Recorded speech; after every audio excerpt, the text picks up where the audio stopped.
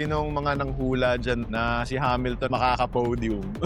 Meron ba? Meron ba? Taas yung mga kamay nyo. Although si Leclerc yung naka-podium sa Australia, we need to give credits din sa racecraft na pinakita ni Hamilton. He still got it, di ba? Oo! Ilan taon na ba yun? 41. Kaya pa. Kita mo yung balagbagan na yun? Oof. At one point pa, siguro may mga 15 laps pa ata yun or mga 20 laps pa. Parang naging number 4 na siya eh. Naging Antonelli, Russell, Leclerc, tapos Hamilton. Pang-apat na siya nung huli. Nahabol niya po, Yes. nadala niya pa sa number 3. To the point na kahit si Leclerc talagang nag-enjoy din sa karera nilang dalawa ni Hamilton.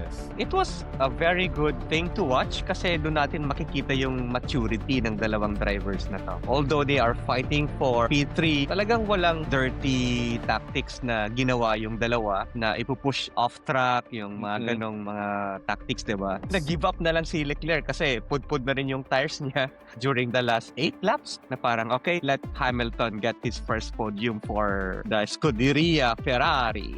Oo, tigang na rin yung teammate niya eh. Okay din yun. Tama rin yun.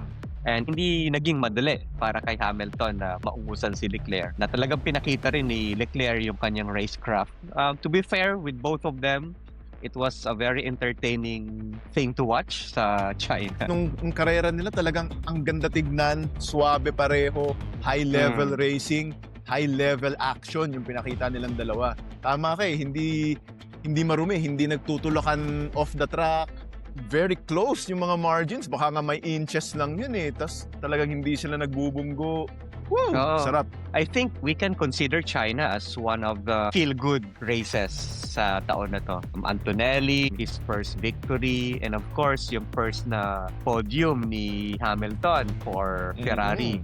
Kaya yung mga tifosi dyan, congratulations. Baka nga this is your year na talaga. Parang gusto ko na maniwala eh.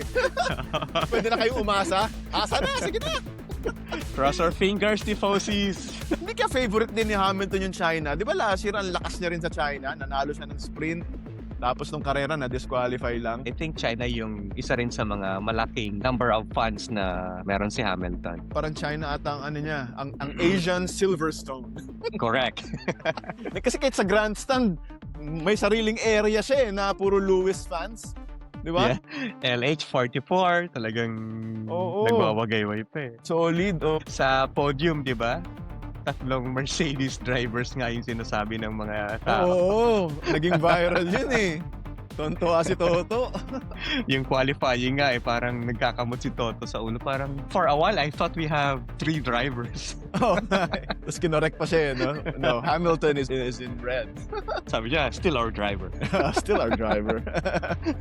Tapos sa podium, andun pa yung engineer niya dati, di ba? It was a good gesture for Russell na mag-step out sa photo op na yung tatlo lang yung nandun. Si Kimi, si Bono, and then si Hamilton. It was a special moment for Bono. And we need to recognize din talaga yung galing ni Bono as a race engineer.